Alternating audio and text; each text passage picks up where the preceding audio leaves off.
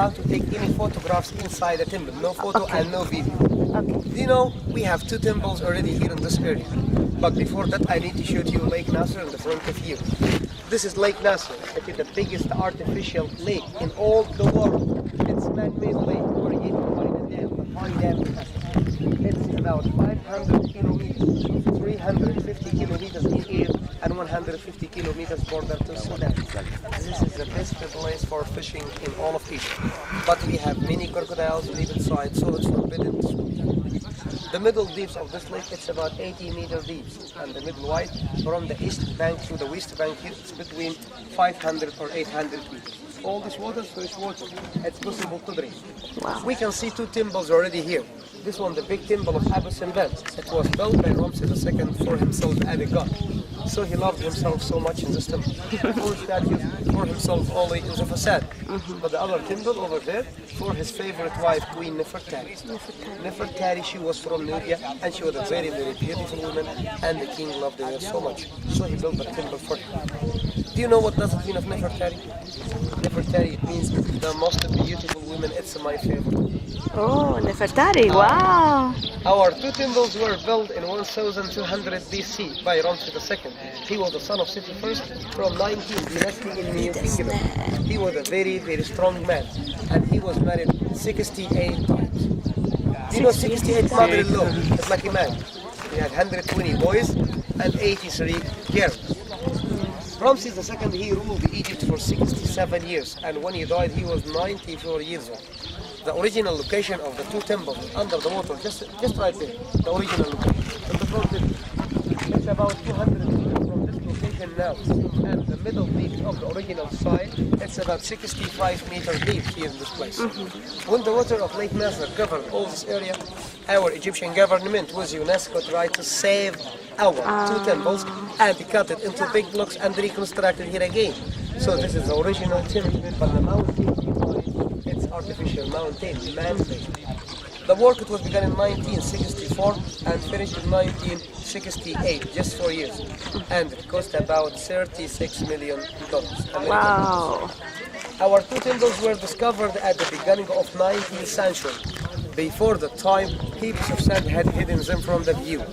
In 1813, a traveler called Lodwing saw a large stone faces that seemed to be coming out of the sand. In 1817, the sand was taken away. Then the temple and the statues appeared. It was discovered by Giovanni Minzoli. He's Italian guy. Yeah. But why only? But I have a good question now for you. Anybody can answer. Why did King Ramses the Great choose as part of Nubia for his such a splendid temple? We have many different reasons. First one, was it because the land of Nubia here was so beautiful? Another reason that ancient Egyptians believed that the hills beyond the river were sacred. Or maybe the great pharaoh wanted to show his power and wealthy to the people of the south in Nubia. Also, there is 80% of the gold in all of ancient Egypt derived from here, from Nubia. This is the main source of gold. Maybe Ramses, he wanted to protect his gold. Look at the facade here, you have four great statues ornament the facade of the great temple. All of them representing Ramses. He is wearing the double crown of Egypt, upper and lower. Each one is about 20 meters high. And the second one destroyed by the earthquake was happened in 27 BC. We have many smaller statues between his legs. This representing the royal family of Ramses the Great. At the top, there is a row of baboons. Everybody saw the baboons at the top? Oh, baboons. Baboons, yes, they were sitting on their back paws and raising their front to welcoming the sun. This 24 baboons representing 24 hours In the day. Baboons is already the god of wisdom, okay? And in the middle above the door there is the statues were cut in the hollow place. God Rahurakti, the god of the sun, but here he's considered the chief god of this temple. He's represented in a human body and the head of wild bear, and he's carrying the sun disk with a big circle above his head.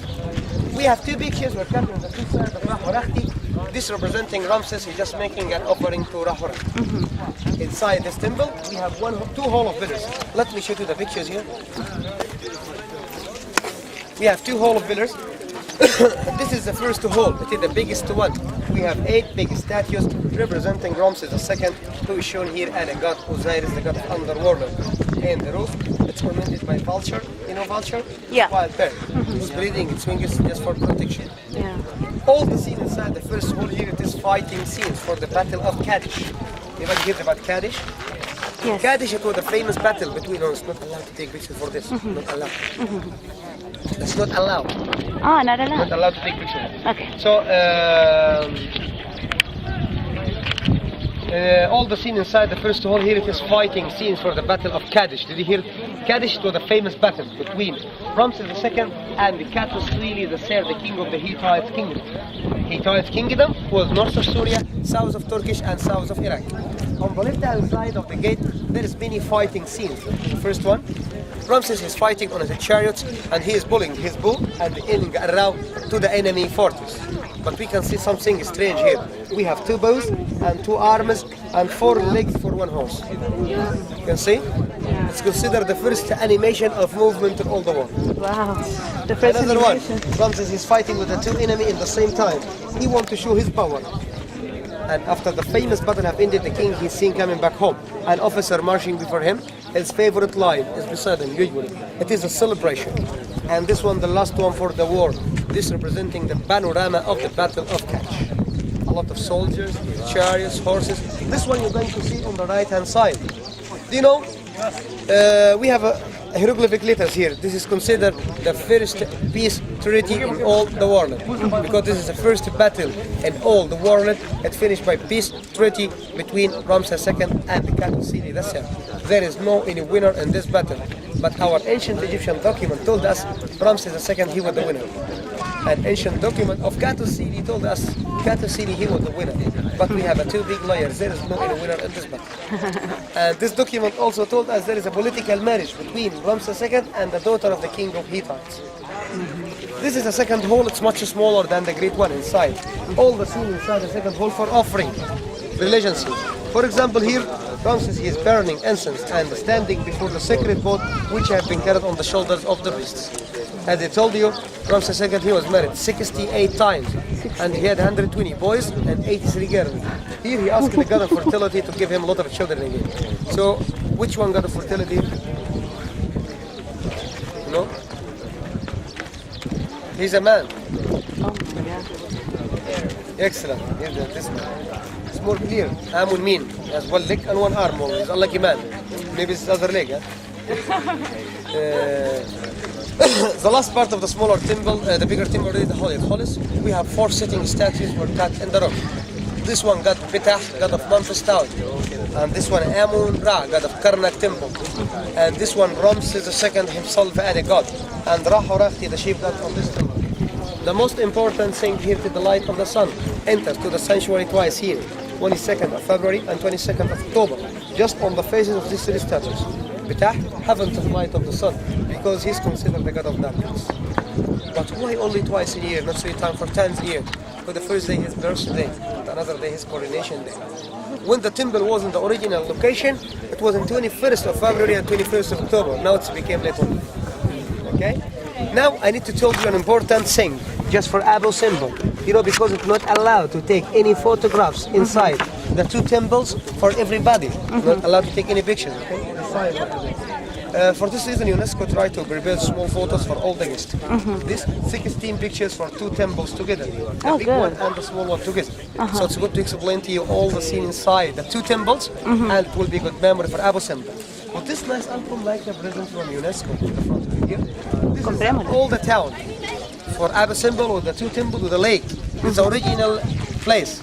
And this is some picture from the original location also. How they cut it and how they move the statues. And look at this wonderful pictures. This is the 2 sides together. The original side and the new side together in one picture. It's the graphic picture. And look at the second pictures here. This very nice one. This is our pound. Yeah. That was symbol. Okay, there is 2 size for these pictures already here. Yeah. The smaller size like this one, just 30 Egyptian pound for 2 temples together, including the 2 temples. Looks like $6. And there's the bigger size in the front of you, this one. It's about 50 Egyptian pound for 2 temples together. But How much? The big ones? 50. 50. Like $10. This one $6 and this one $10. Okay. So now I'll give you free time to see this temple. But before you go, anybody would like to take the smaller size or the bigger size? I want a bigger. A The bigger. And anybody else need to like take small? Small? Anybody else? One big, one small. Okay. Now